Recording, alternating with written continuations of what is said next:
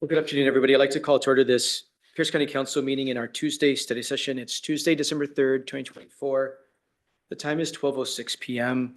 and all members are present. Item number 2 is review of today's council meeting agenda. Ms. Long. Thank you and good afternoon. This is your regular council meeting agenda for this afternoon's meeting. It is amended. Now, we did go over your consent agenda yesterday in study session. However, there are some additions that I'm going to highlight for you. You'll see under introduction and scheduling, there are 3 highlighted items. Mr. Taylor did mention these, but they weren't on your agenda yesterday, so I'll just go over these.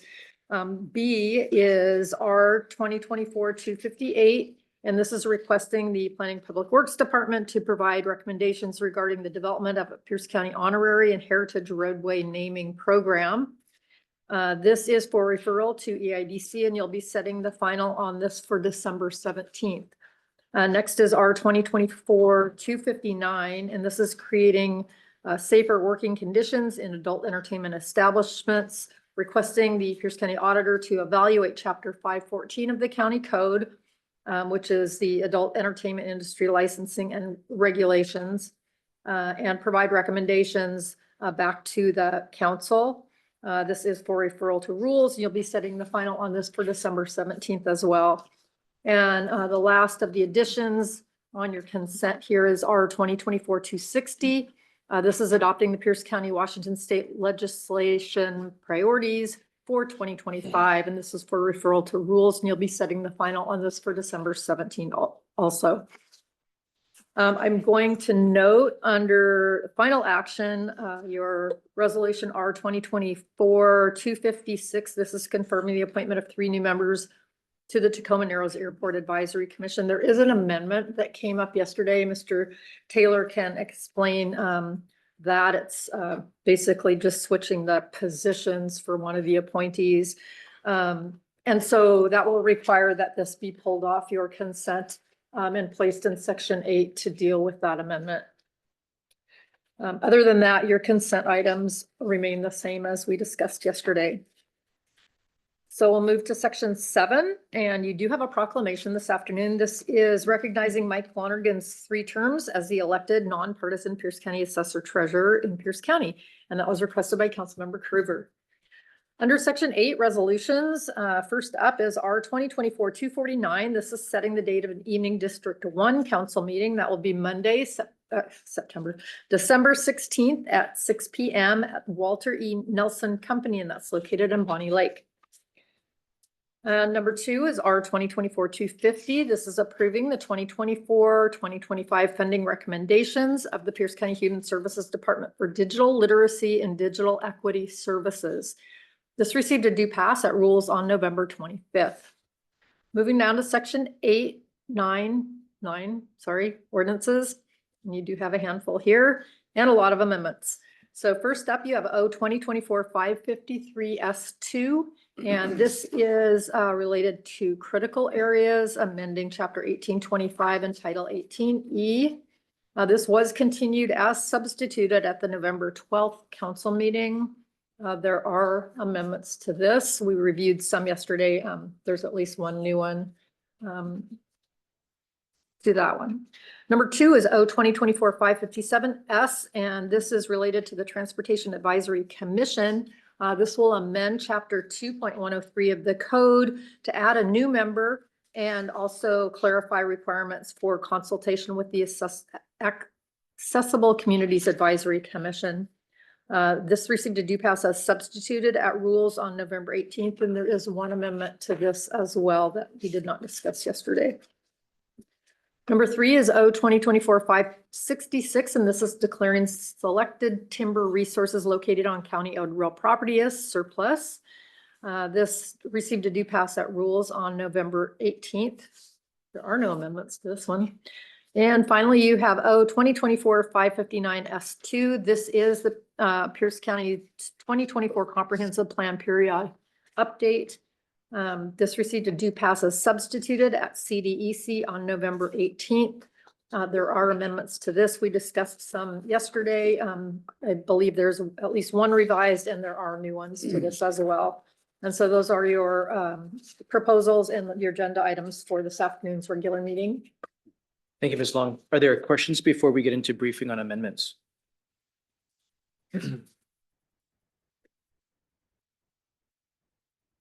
We do plan on breaking briefly for a brief dinner break for staff and members sometime that is appropriate, likely around the 5 o'clock hour for about 20 minutes or so.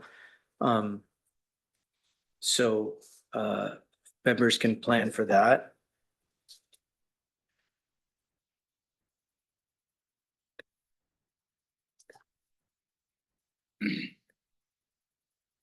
Okay, let's get into amendment discussion on 553S2. This is the critical areas ordinance. Ms. Red Hunt. Hello.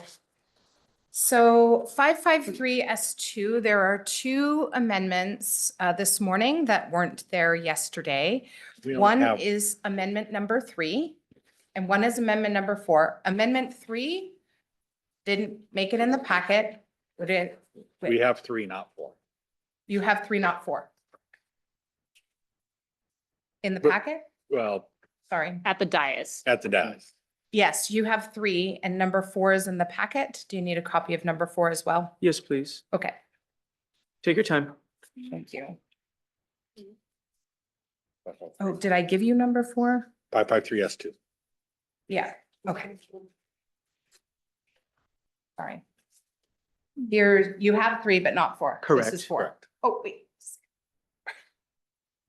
Sorry about that. Should be busy. And then, here's number 4. Okay. Okay. So amendment number 3 to 553 S2, it is an amendment that would remove the type O streams from regulation. So point 1 removes the definition of type O stream, and point 2 removes it off the table where it provides a regulating standard.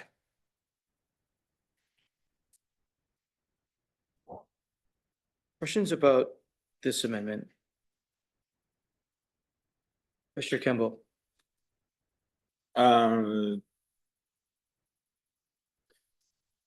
So I see 2 things happening. What is the second part with lakes and streams? Or lakes and ponds being changed from a 4 to a 3?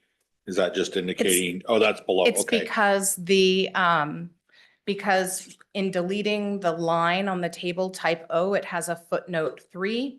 So that what is currently the footnote 4 would become a footnote 3.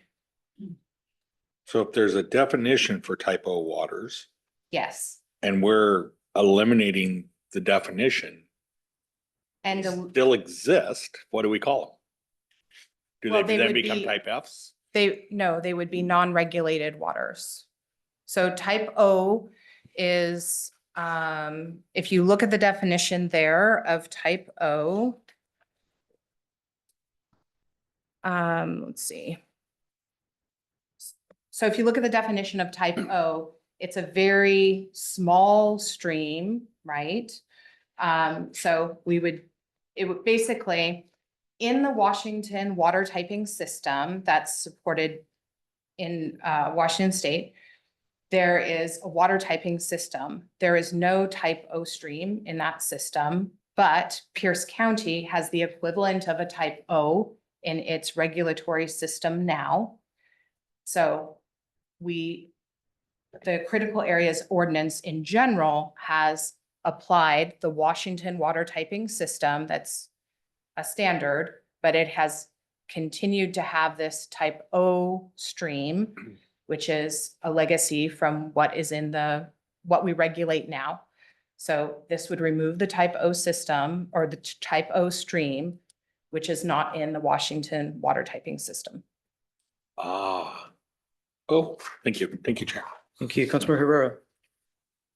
Thank you, Chair. You asked some of the questions. I guess the intent of the type, I don't know, I guess you have to speculate. What are they trying to protect there? If that's what this is, we know, type F, 200 feet, it's something that, it's fish bearing and other type of things. What are they trying to protect here?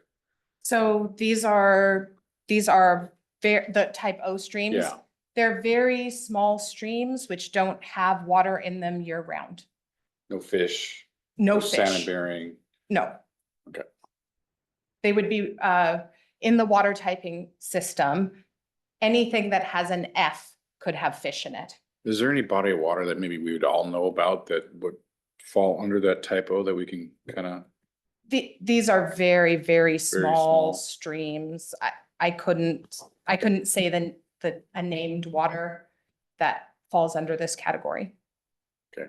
But it does, the type O they are natural streams, so it's not artificially created Okay. channels. The There you go. definition includes that.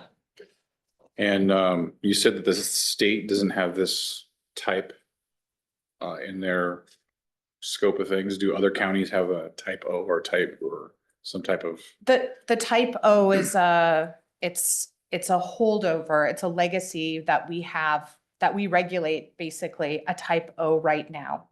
So, All right, thank you. And to Councilmember Herrera's question, legacy wise, why the county and other governments chose to do any sort of buffer, I think it would be safe to presume that the reason why a buffer exists in any capacity, sometimes bigger than others, is to protect water quality. To protect water quality is why you have a buffer. correct. So that's protecting water quality as well as protecting Habitat habitat function. functions is the reason for the buffer on any of those types of streams. Councilmember Hitchin. Thank you, Chair. Ms. Hunt, I think the thing I'm struggling with is in like the Parkland Spanaway area, we have lots of unconnected former creek beds, and they now, I think, serve as this purpose where water naturally accumulates. And so I wonder if we stop or if we were to allow development in those areas or closer to those areas, we will see more urban flooding. I feel like they serve that natural purpose, but right now they're protected because they'd be a type O. The consequence of not protecting them, could they develop right up to the edge of those or over them and fill them in? Yes. Okay, With this amendment, okay, thank you. correct. Councilmember Morel. Thank you. Well, I guess my question, and you may have already answered, these aren't connected necessarily to any body of water, are they? Yes, no, you're correct. They aren't necessarily connected. So they're not like an upper branch of a larger water body that sometimes runs dry, or that would be more like a type N. There's two types of N streams. It would be more like those. Okay. And just from your experience, where does the water come from?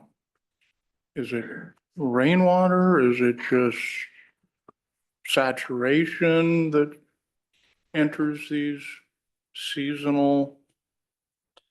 So, I mean, where does the water magically come from? so two places water could come from. It could come up from groundwater. That's unlikely to happen in a type O stream, but I wouldn't rule it out completely. And then probably from above, so up above or below, so precipitation. Okay, so once the area gets saturated, they end up going into these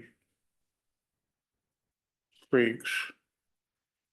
And then just going wherever they go, and they don't really go anywhere, do they? They just kind of, there's no real pathway that they're going to another body of water, is there? Well, by definition, they're not physically connected to another type of a water. So to Council Member Hitchens' point, they probably provide some sort of a collection point for mostly stormwater, rainwater, and then it infiltrates or dissipates over time. Okay, and in this, you may not, I mean, when they do a development, they have to do storm retention Correct. within it, and I think that's the most costly aspect of a development is trying to figure out the stormwater. So I would assume they're taking in consideration the entire pervious, impervious area when they design these storm systems. And this would be part of that system, I would assume, as far as being able to collect all the water off that site.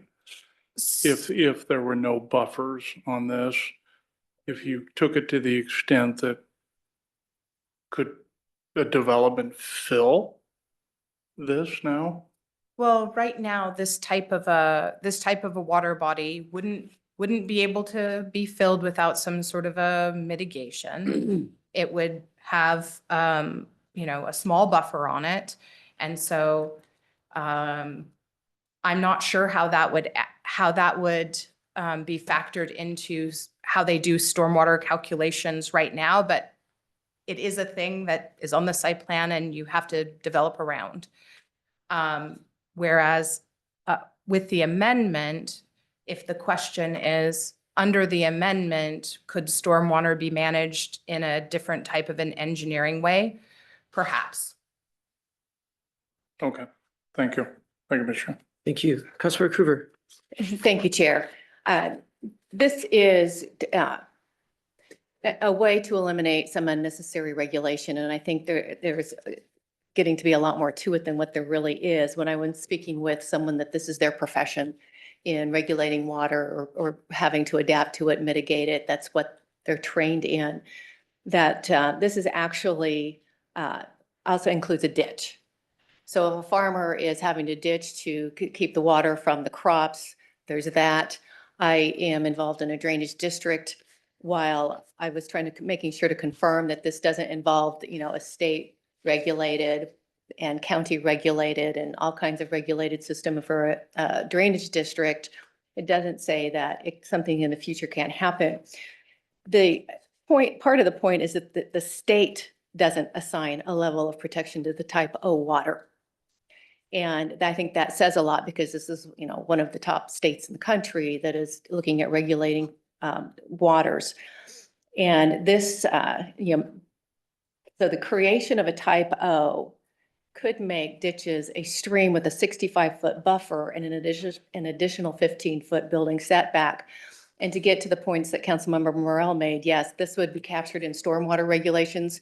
So if things are going by where they're doing a development, they have to work with the water. You've got the 18E already prevents the prohibitive uses. And so it all gets directed in the analysis.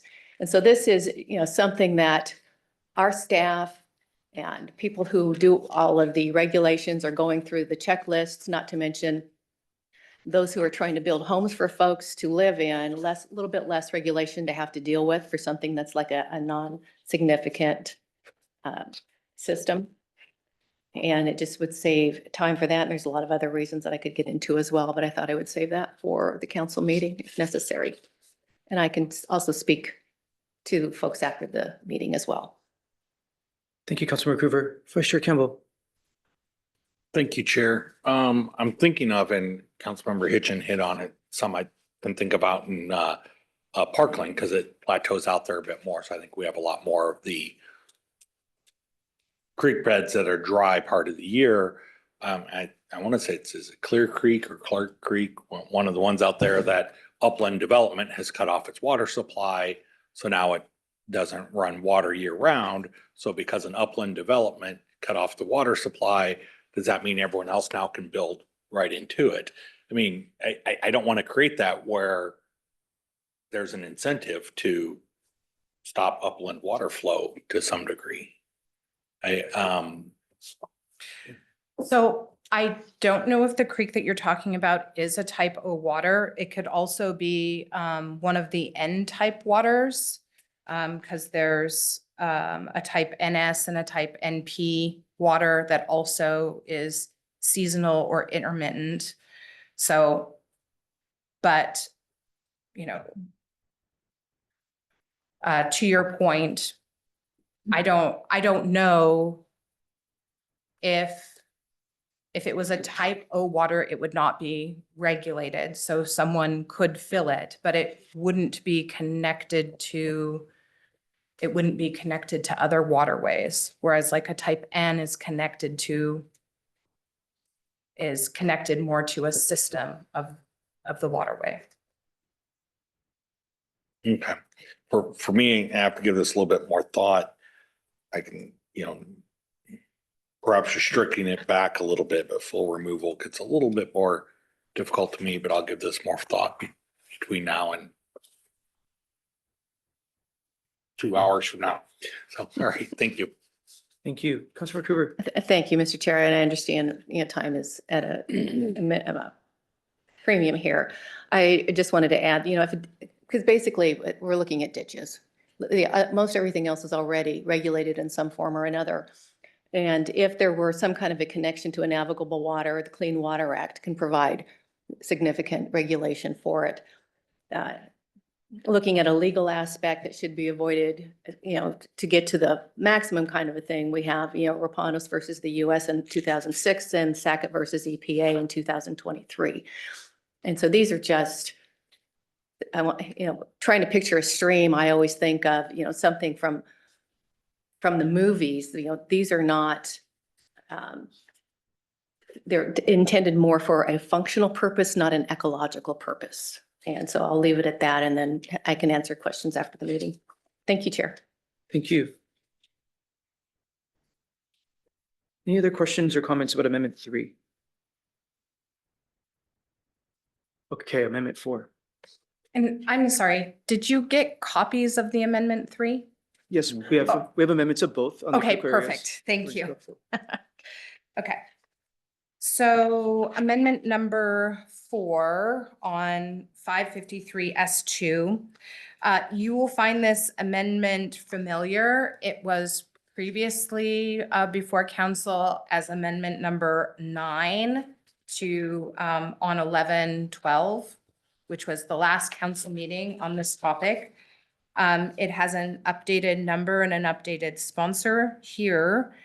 But essentially, this is the amendment that would allow a change in the size of wetlands exempt from impact avoidance or minimization. So currently, our code allows wetlands less than 10,000 square feet to be exempt from regulation.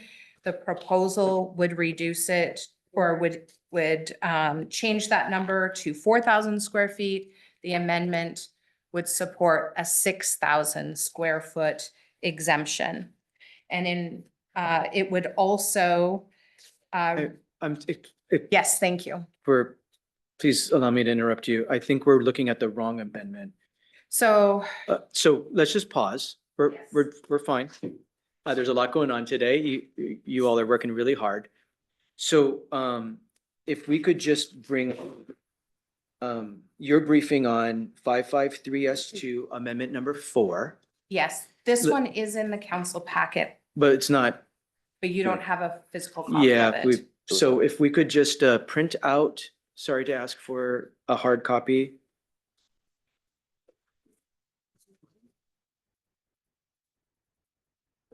Thank you. Let's just pause for 30 seconds.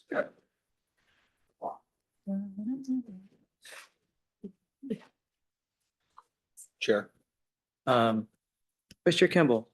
I know in the past, particularly budget documents, we've gotten a kind of, with all the amendments, a cover sheet that kind of, so we can log. kind of log, so we can track along.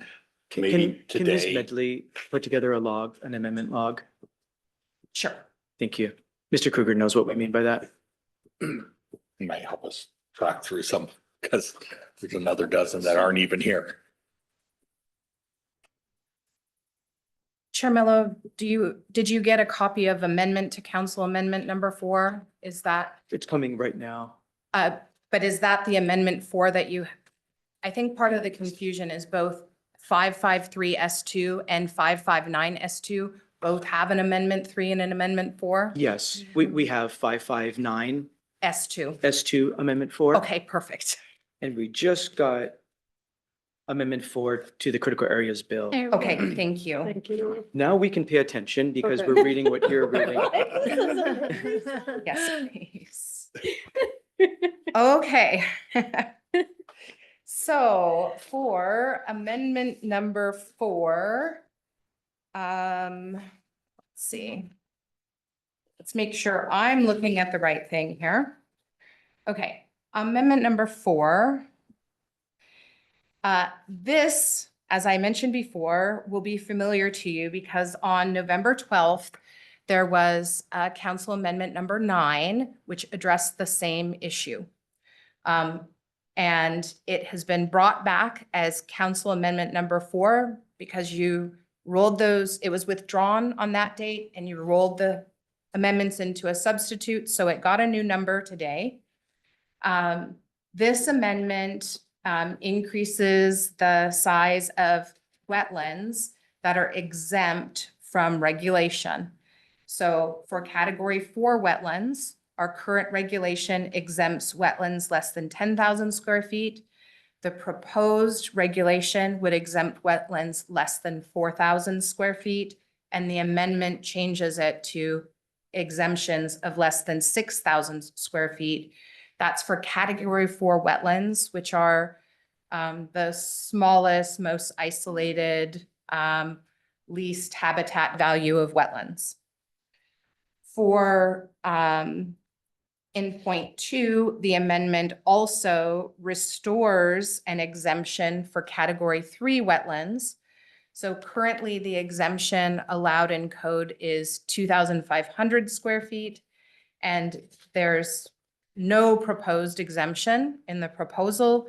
This amendment would allow an exemption for category 3 wetlands less than 2,000 square feet. Thank you, Vice Chair Campbell. Thank you. As mentioned, it was discussed before at the time. I said I wasn't comfortable adopting it because I just wanted to go back and understand it, check the numbers a little bit more. We all did receive a letter from the Agricultural Commission supportive of this. A lot of this, we talked earlier about O's being these perhaps long ditches. This is like a stranded little wetland that might be in the middle of a field that they're trying to farm, or just really stranded little things. And so this helps address some of their concerns and allows them to make most productive use of the land. And so I thank our Agricultural Commission for giving this some additional and deep thought and providing recommendation, and this is in line with the recommendations of the commission. Any questions or comments about Amendment 4?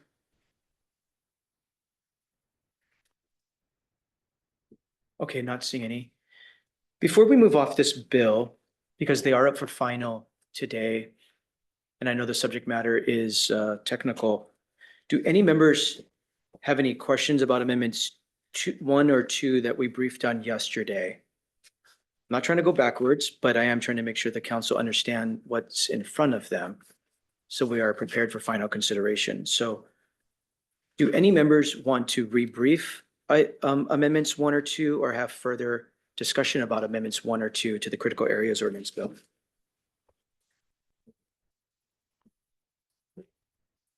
Councilmember Morel. Yeah, just go ahead and brief us so we can say we heard it. Okay. Thank you. So council amendment number 1 is a technical amendment, adding the publication date of the final environmental impact statement and setting an effective date of February 1st. Council amendment number 2 is modifies the riparian protection area buffer for type F streams. The proposal would set the would set the buffer at 200 feet, and this amendment would reduce it to 150 feet, which is the same as is currently on the books today. To be clear, we briefed on these yesterday. They're not in front of you right now because we only have the new amendments. We did not brief yesterday physically in front of us. Okay. But we did brief on those two yesterday. They are in the digital packet. Thank you for rebriefing 1 and 2. Councilmember Morel. Thank you. Do you want to get into the details of 1 and 2, or do you just want to? Because we were briefed on them yesterday, but we didn't get into discussion on them. So, I just want to make sure everyone understands where we're at on this particular one and why 150 was chosen. Why don't you go ahead? This is, because they're up for final, let's have more discussion with each other so that our only time for discussion is not just at 3 o'clock today. Thank you. Thank you, Mr. Chair. This is my amendment that I brought forward. It looks kind of familiar because I had withdrawn one that we had a discussion about earlier that was 170 feet. Basically, that was DNR's buffer footage on the type F. But I had staff go look at other jurisdictions and bring back information. What is Snohomish County? What is Kitsap County? So my question to Ms. Hunt is, what did you find when you did your research? Okay, so looking at the other Puget Sound jurisdictions who are required to update their critical areas ordinances at the same time that they adopt their comprehensive plan, they have the newest proposals out there, basically. So what we found is that in the proposed Snohomish County critical areas ordinance, they set their type F streams at 150 feet. Kitsap sets theirs at a range of 150 and 200 feet, depending 150 for urban areas, 200 for rural. And King sets their standard for type F at 180 urban, 200 rural. Both Pierce and Snohomish, their best available science didn't point at an urban-rural split. But I'm assuming that Kitsap and King does, which is why their proposals. Kitsap is actually, they have already adopted critical areas at 150 urban, 200 rural. The others are in the process of being reviewed by their legislative bodies. Thank you for that explanation. I did think it was kind of unique that they separated urban from rural.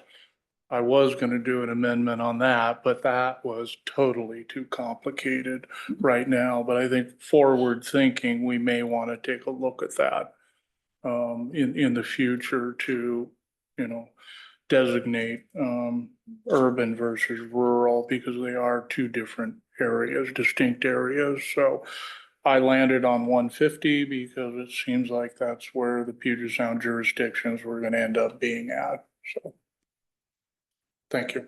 Thanks for adding that discussion and your thinking, Councilmember Morel. That's Amendment 2 to the critical areas bill today. Any other discussion about these 4 amendments on critical areas ordinance?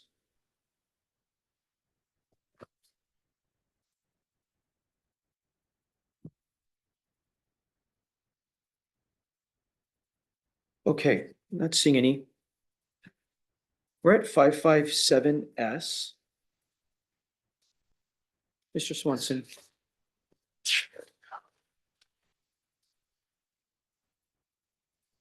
This is our Transportation Advisory Commission bill, adding a representative of the Disabled and Mobility Challenge Community. Yes, thank you, Chair Mello. The amendment, the proposed amendment is really administerial. In committee, the requirements to represent the accessible community or to represent the disabled and mobility challenge community were broadened beyond just being appointed by the Accessible Communities Advisory to allow for a wider pool to select from. And what the amendment today would do is update a recital within the ordinance to match that amendment that was made in committee. Any questions about this amendment? Councilmember Krueger? Thank you, Chair. My name is supposed to be on this as well. You are listed as a sponsor on the ordinance, but not on, this is for the, but as the amendment. Said the one sponsor. Okay, thank you. Okay, you are listed as a sponsor on the Okay, on the got it. underlying ordinance. Thank you. Thank you. Okay. Okay, we're going to move then to the comprehensive plan. This bill is 559 S2. We briefed on a number of amendments yesterday. Ms. Rohan, do you need more time? I certainly hope not. My apologies You're for fine. the confusion this morning, or I It's all guess this good. afternoon. You Okay. are doing great. So, so we've got a real grab bag of amendments here for 559 S2. So let me walk you through these. The first is Council Amendment number 3. And if you'll remember, I'll give you a second. Do you have that amendment number 3? Mhm. So, on amendment number 3, we briefed on this yesterday. The proposal was to broaden a policy in the housing element about incentives for the preservation of mobile home parks. And there was a concern expressed by Councilmember Campbell that this could encourage the preservation of mobile home parks that are within the floodplain.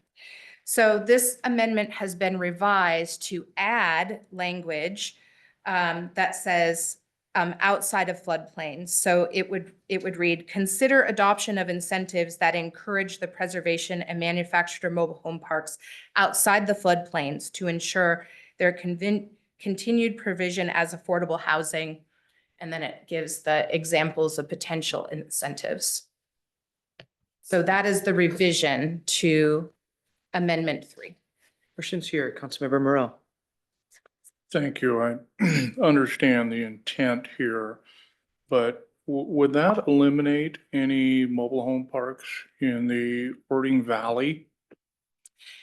It doesn't specifically call for the elimination of any mobile home park. The programs that look at the programs that look at replacing housing that's in floodplains are in a different section of the plan and part of the comprehensive flood hazard management plan. This would just say that we wouldn't consider providing incentives for preserving mobile home parks that are within floodplains. Okay, I guess I'm still gonna ask the question, if Sure. the whole valley Yeah. is in a floodplain, I Right. would assume. So that means you couldn't develop any incentives for any mobile home parks down in the valley. This would suggest no. The incentives wouldn't be applied to those areas. I understand the intent here is the Clear Creek area. Is there any way that we could tighten that language up a little bit? Because I don't want to eliminate all my mobile home parks from getting incentives in the Ording Valley area, which, Mhm. you know, is in a floodplain, but haven't never flooded. I mean, the ones that flooded, we already bought out with federal funds 20 years ago. So, but there is quite a few in that area. So are you suggesting something that would say outside of the 100-year floodplain, which is usually the boundary of regulation? I'll leave that up to you, but yeah, if you could tighten up the language, then I just don't want any unintended consequences out of this. Councilor Denson. I am totally fine with that. My intention is just to help preserve mobile home parks, and this language was an attempt to mitigate some of the concerns that Councilmember Campbell had. So if we can figure out language that makes everybody happy, I'm totally fine with that. Want to Cool. help preserve as much affordable housing, especially since these homes are owned by people, but the land underneath, is leased, and so they're particularly vulnerable. Okay, if we could work on that, then Okay. that would be great, between now and then. Vice Chair Campbell. I'm also okay with that. I mean, my intent is just so that people in the really lower Puyallup flood area don't think like, oh, we can go for these incentives when we're not going to be offering it there because it's been deemed a dangerous place that's going to flood out. We don't need to have more pictures of Paul out on a boat rescuing people from the places. So, thank you. Thank you. You feel good about what's asked of you? Yes, I believe so. Thank you. We're on Amendment I think this is 4. policy language. Okay. Amendment number 4 is an amendment to council amendment number 4. So if we take a look at amendment number 4, it essentially reinstates and adds policies related to maximum rural densities with a sunset date of January 1st, 2030. And in that amendment, in point 2, it suggests a new policy, LU 44.3.1, which basically says if you're going to set aside land for open space, you're going to dedicate it as a separate tract. You're going to manage it utilizing best practices. The infrastructure for residential development like septic systems and drain fields, active recreation, sports court, golf courses, those things are prohibited in the open space, and passive recreational uses are okay. So the policy essentially sets how that open space should be managed and used if the maximum bonus density, maximum rural density is continued in the county. So the amendment to Amendment 4 would add a couple of phrases to that policy, which includes the idea that the open space land is set aside in a contiguous area, and also that the land should be either managed or restored to a natural state for the purposes of achieving climate resiliency and carbon sequestration goals. So amendments to the language of the proposed policy in Amendment 4. Questions about Amendment 4?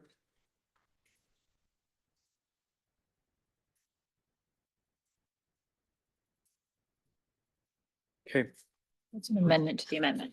it's an amendment to the amendment. Will we, Vice Chair Campbell? will this show up in our packet as it's sitting here later today, or will we have to make an amendment to amend the amendment before we can consider it? Ms. Long? No, as far as I know, it'll show up just as you have it right here. As we're And looking here. once amendment number 4 is moved, then the amendment to the amendment will be moved and discussed. So we will Just have as a a. two-step process at council tonight. Mhm. Okay, so this should read as 4A? Or? Well, it's labeled amendment to council amendment 4, Oh, yep. so. See it now. Okay. All right, we'll navigate it. Thank you. I just try to make sure I know what I have to help. them out Yeah. with. Thank you.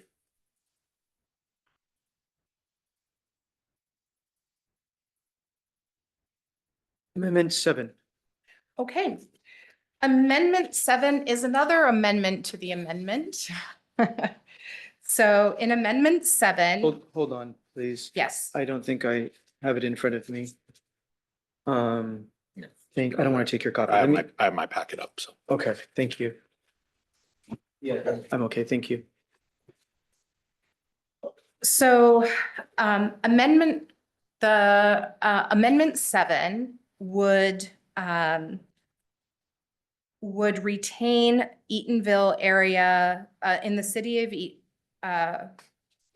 let me start over again. It would retain area EA05, which is part of Eatonville's potential annexation area. It's a large area south of the Michelle River, and it would retain that within the urban growth area. I briefed on that amendment yesterday. This amendment to the amendment, if you take a look at the map, originally the area was proposed to be changed to all suburban residential land use with suburban residential zoning implementation. This amendment would take the areas that are owned by the city of Eatonville with the intention of creating a amenity park space for their community. And it would have parks zoning and parks land use on that portion. Questions about this Amendment 7? Councilmember Herrera. Thank you, Chair. So this is just to change the zoning to parks. Is this something that the city was really interested in doing, or? So I don't have a confirmation specifically from the city saying that park zoning is what they want. But in the conversation that we had with the city said that this area, they purchased land and they're intending to annex it for the use as a park. It's being integrated into their update of their Parks Recreation Open Space Plan. Thank you. Thank you, Councilmember Morel. Just curious, help me understand, if it gets annexed into a city, doesn't that city have jurisdiction over zoning? Excuse me. Yes. Upon annexation, the city could zone it however they wanted to zone it. But it would be parks until such time, under this amendment to the amendment, it would be park zoning until such time the city completed an annexation. Okay, I'm just kind of curious why we're going through this type of process when the city has indicated they'll annex it and then they can do whatever they want with it. So why are we designating, and maybe I just overthinking this, but why, what, I don't understand the amendment, excuse me. Thank you. Thank you, Councilmember Hitchin. Thank you, Chair. If it's in unincorporated Pierce County but prior to annexation, if it's in our control and we change it to parks, are we now responsible for parkland? No, no, we're not responsible because the county doesn't own the The land. property, Okay. right? Thank you. That makes sense. Thank you, Councilmember Coover. Thank you, Chair. I'm glad to know that when it gets annexed in, to confirm that they have control of it. Because I was concerned with the wisdom in trying to dictate to the town what to do with that, others who may have interest in how this land is used, whether they live there or not, have all opportunities to address them and their council on what to do with the land. So I too am curious as to the validity of doing that, because they are in the process of annexing. They had a meeting, I think last night, and they have begun the process. So it will be annexed within probably before the end of the year. Into this year or next year? Oh. I'm surprised at the rate. I was intimately involved in the Manitou annexation, which took, I think, a dozen years, but I love the optimism. But it's been, Councilman Gruber? yeah, thank you, Chair. It's been in the works. They just hadn't pulled the plug and this did it. So there we are. Thank you. Any other questions about Amendment 7?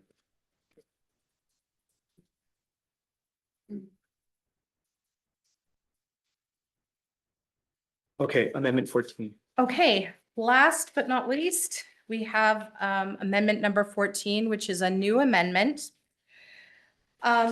So this amendment would amend the land use element to restrict expansion of the rural 5 zone.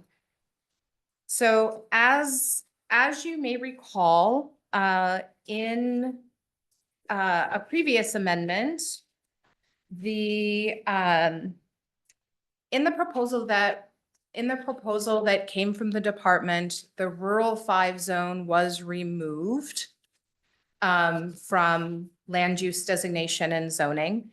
A previous amendment has restored the rural 5 zone, and it embedded the rural 5 zone as an implementing zone of the rural residential land use designation. As part of the rural residence, any implementing zones of a land use designation could potentially be rezoned with a hearing examiner decision and not require a comprehensive plan amendment. So in the substitute bill, we essentially have an R5 zone that the R5 zone was restored, and it's in a category where the R10 zone could also be potentially rezoned to R5 with a hearing examiner review, not a comprehensive plan amendment that would require council approval. This amendment changes that. So it acknowledges that the rural 5 zone is going to stay within the stay within the county's land use scheme. And however, it creates the rural 5 as its own land use classification with its own zoning. That's basically how it exists right now, which means anytime you want to change either the R5 or the R10 zone, you have to go through a comprehensive plan amendment. This would restore that. So an R10 would need a comprehensive plan amendment to rezone to R5. It also adds, if you look at point 5, it adds policies about how the R5 would get designated. One of the things that the overall proposal does is that it adds some policies that talk about how land use, what the appropriate zoning and land use designations are, how those decisions get made. So this would propose goals and policies for what would be the new R5 land use designation and zone. And it would basically say that the purpose in goal LU 45 is to provide areas for rural land uses that buffer between urban areas and other rural lands through the R5 land use designation. And that would be implemented by designating lands as R5 in contiguous areas adjacent to or within approximately 1 mile of the urban growth area boundary, and where lot sizes average approximately 7 acres or less in size. That particular policy explains why the R5 is in the places that it is now. Then it would say that you implement the R5 land use designation with R5 zoning. And then lastly, in LU 46.2, it would prohibit rezones to the R5 land use designation from less intensive rural zones. So the sum intent of this set of policies is to acknowledge in the plan that the R5 exists where it exists now in our land use designations and zones, and that it should not be expanded through, through rezones from higher or from less intensive rural uses such as R10. So that's the intent here with these policies and with the amendment overall. Thank you. Are there questions about Council Amendment number 14? Councilmember Morel. Wow, someone's working overtime on this one. My question is, mainly the 1 mile area. I mean, I've got the back of the napkin work that I think Mr. Kruger did pertaining to how many R5 lots are available, and does this 1 mile, approximately 1 mile, does it cut that down dramatically, or? No, because when I reviewed this on the county's GIS maps, there are some areas that are R5 that are greater than 1 mile, but they're contiguous, they're solid contiguous areas to the urban growth boundary. So it's areas that are contiguous to the growth boundary, or there could be some pockets of R5 that were within a mile that were not contiguous. Okay, because most of the ones that I'm familiar with are contiguous. Correct. With the urban growth boundaries, and that's why I wanted it put back in again. So I'll just noodle this a little more and get back but does, I know there was an amendment to pull the R5, R10 out. Is that amendment now pulled, or? No, that amendment stands. Okay, so that amendment stands. Okay, so what this is doing is assuming that the R5 stays in, and this is a new proposal for the R5. Correct. And this, and just for my own information, if it's part of the comp plan updates that happen, how often do we do those? So right now, the Pierce County Code says that the county reviews comprehensive plan updates every other year. So they're initiated in even years and implemented in odd years, I believe. Okay, So this was a year where we should have had an initiation period this summer. And that was held because of the comp plan update and the confusion that would create. So 2026 would be the next application window, assuming that there's no amendment to that, to the Pierce County Code. okay. So I imagine if I understand that this amendment then brings it back and it has to be a council initiated. It doesn't have to be a council initiated amendment. Okay. So if somebody wanted a rezone, they can just come in during that application window in the summer of even years and apply. And then what happens is there's a timeline that's set in Pierce County Code. So before the application period is July, basically the month of July, then it comes to council committee, and then council committee before September 30th of that year. And then the committee decides whether or not to initiate those private amendments, as well as whether or not to initiate any amendments that is the will of the council. Okay. And then the hearing examiner doesn't get involved? No. So currently, when we look at right now, there's not very many opportunities for rezones with the hearing examiner. And even mostly because most designations in the county have a land use designation and a zone, and that's it. There's not multiple implementing zones. So, and then even those that have multiple implementing zones, there's different criteria that they have to meet.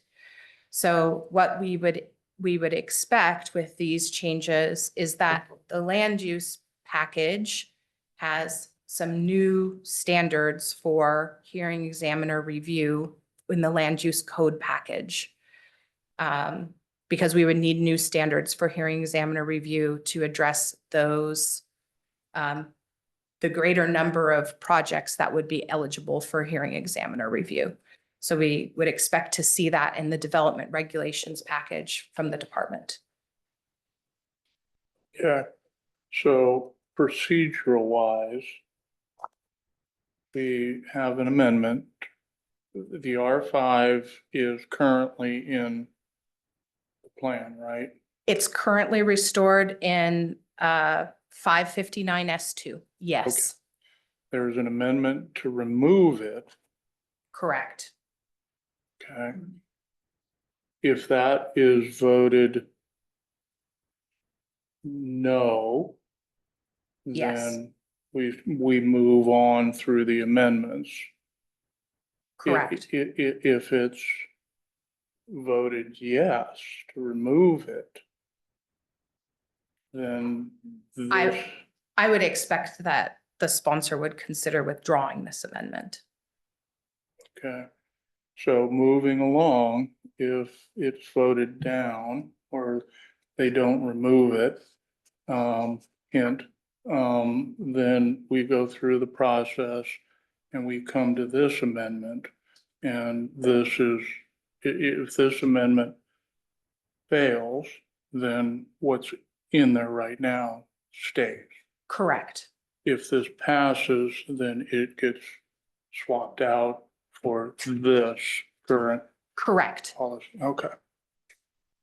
Okay. Thank you.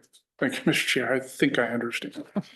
I think it was really well explained by you. That's my understanding of the order as well, and the implications of preceding amendments. So thank you for calling that out clearly, Councilmember Morel. Councilmember Denson.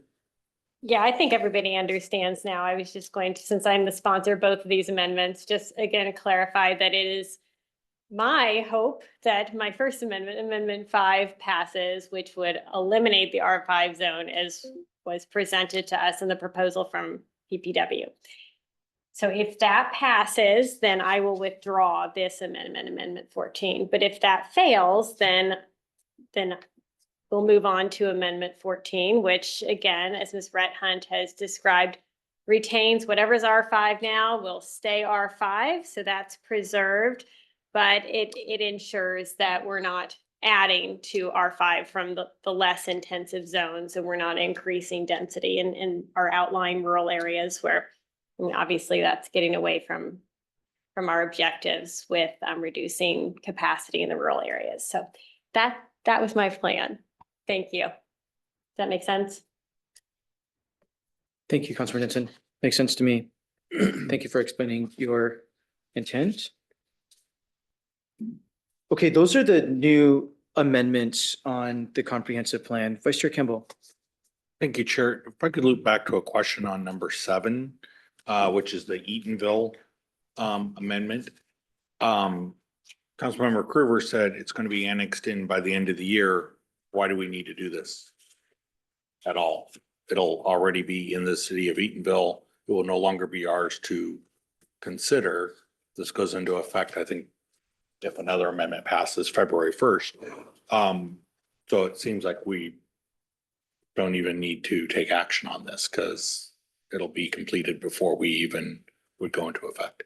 Ms. The Rhett. annexation will take longer. So if the Eatonville City Council or Town Council initiated annexation, so there are some differences to something like the Manitou annexation because if they already own property, there's different routes to annexation. The easiest route is if they already own the property and they're going to annex it into the city.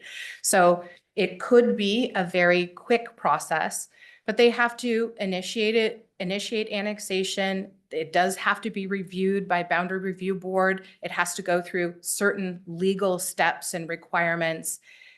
It will not be done by the end of the year. I think the town planner also, but they have initiated it, which is a very important step. The town planner also told me they don't have many more town council meetings before the end of the year in which to finalize that, even if for some reason it was to move very quickly.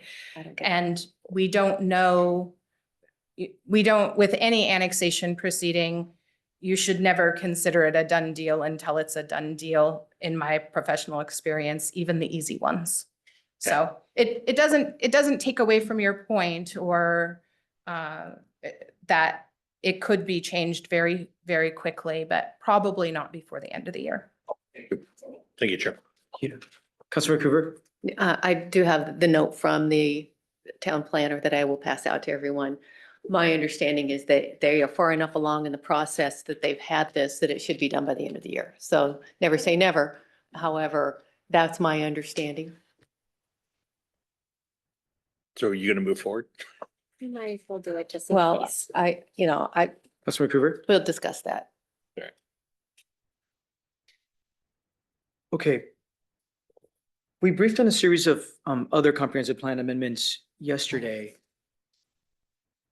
Do any members wish us to rebrief any of them or have discussion about any of them now that you've thought about them overnight?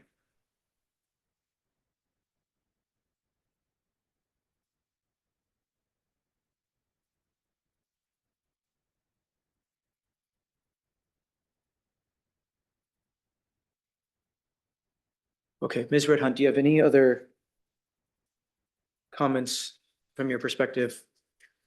No, we will make sure that you get a solid set of the amendments with something on top so that it's clear all the moving parts for this evening. Thank you. Thank you for your hard work. Okay, we have resolution 256 in front of us this evening. We'll be pulling this from the consent agenda in order to consider amendment. Mr. Taylor. Thank you, Hugh Taylor, council staff, all in the amendment. Staff will in the amendment discussion with what I hope is an easy, relatively straightforward amendment. What this amendment would do is change recitals within the resolution to indicate the change in interest group representation by one of the prospective appointees. In this case, that appointee is Scott Jones. This amendment does have concurrence of the executive's office. I want to be clear about that. Just by way of background, the Tacoma Narrows Airport Advisory Commission has 10 members. 4 of those members are required to be residents of the Gig Harbor Peninsula. 4 are required to be airport users, and then there's 2 representatives for the Peninsula Metropolitan Park District. The resolution that was sent up by the executive proposed to designate Scott Jones as a community representative or a resident representative. The amendment before you would change his interest group representation to airport user. Mr. Jones is eligible to serve in either role. There's a seat open in both for both interest group representations. Councilmember Denson, in conversation with the executive, has secured concurrence to make this change. And so that's the amendment that's before you. And the sponsor can speak to it more if needed. Councilor Denson. No, the only thing I have to add is that I had a conversation with Mr. Jones as well, and he was perfectly fine with this. He's a business owner at the airport. He didn't care which position he was in, and this frees up a community seat, which is just makes a little bit more sense because obviously there's a lot more community people for us to draw from. than airport users. So everybody's happy. Thank you. Councilmember Morel. Thank you. Understand the intent here. Is it more challenging to get airport users to get on the commission versus community members? You know, I don't know that I don't even know that I can answer that. I do know that we have a community member that applied like back in February that would love to be on the TNAC. And I think he's moved through some of the process. So the idea, not that the executive has appointed him yet, but the idea is if Mr. Jones is the airport user position, then that frees up a community member spot for somebody who's been interested in almost a year in joining. And the reason it didn't move very quickly is because we didn't have an airport manager. So everything has been on hold and I yes, just, we're you just know, trying to get a full slate. just want to make sure that, and I don't know if you have any vacancies as far as community members. We'll have just one vacancy and there is at least one applicant. There may be more. I don't know. Okay, I just, usually users, you can fill that pretty quickly. It's the community members that you are challenged in getting to fill those slots. And I don't, if you could fit either way, then, if you could be a community member, then that takes that away. But, there again, yeah, that's I fine. think Mr. Makes Jones sense. was the Yeah. only user qualifying applicant. So this should work perfectly. Got it. Thank you. Thank you. Thank you both. Okay, those are all the amendments I'm aware of for our 3 p.m. regular meeting. Do members want to bring up any other amendments to discuss?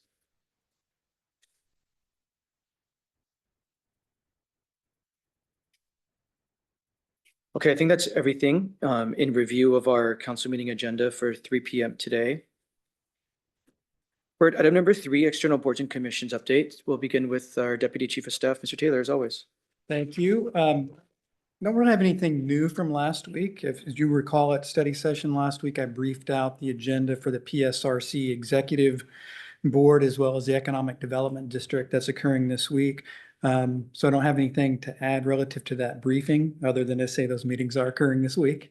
And then the chair briefed out on the Tide Flats sub-area plan effort and the expectation that the steering committee will be done with that body of work, at least in terms of finalizing a recommendation this week, December 5th. That's still what's anticipated. That recommendation from the steering committee, of course, will go to the city of Tacoma, city council, and the planning commission, who's the final decision maker regarding that plan.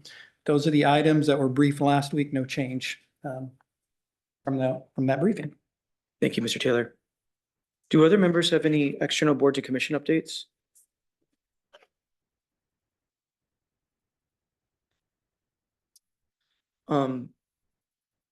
This Friday, Councilor Denson, I'll get with you offline.